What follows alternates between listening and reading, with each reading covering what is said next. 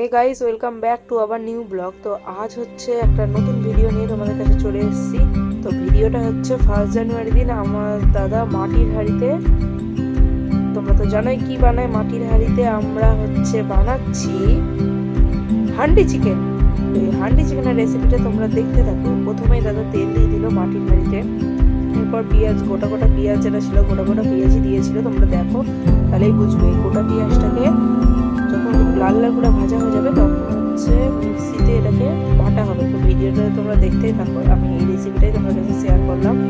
এরপর হচ্ছে মাংসটা দেখলাম, একটা মাংস ছিল, আর এগুলো মশলাপাতি, তারপরে হলুদ, লবণ, দই, এগুলো সব দিয়ে পরে চিকেন যে মশলা বলতে পারো তোমরা, বা অন্য কিছু মশলা দিতে পারো, যা এরপর আলুটা দিয়ে দিল তেলের মধ্যে।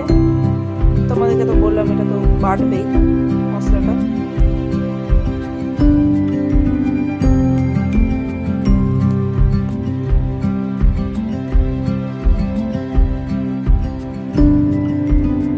আর এখানে চিকেনটাকে দাদা পুরোপুরি দই দিয়ে ভালো করে মেখে নিচ্ছে, কারণ দই দিয়ে মেখে যদি 10 মিনিট চিকেনটাকে রাখা হয় তাহলে চিকেনটা সফট হবে আর খেতেও খুব সুন্দর হয়েছিল।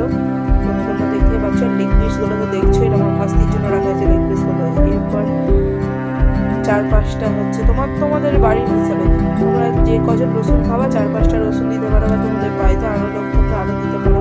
এদিকে হচ্ছে আমরা কাঁচা লঙ্কাও দিছি, তোমরা যদি পারো শুকনো লঙ্কাও দিতে পারো, আবার যে তোমার কি বলবো লঙ্কার গুঁড়াও দিতে পারো, যার যেটা ইচ্ছা। এদিকে লবণ, হলুদ দিয়ে সবই মাখিয়ে দিয়েছে মাংসটা। এরপর মাংসটা হচ্ছে আমাদের মাটির হাঁড়িতে দিয়ে দিল। দেখো কি সুন্দর লাগছে, মাখানোটাও খুব সুন্দর হয়েছিল। 10 মিনিট ধরে যদি দাদা রেখে দিয়েছিল মাংসটা সফট হয়েছিল। তা হচ্ছে নেক্সট ভিডিওতে, টাটা।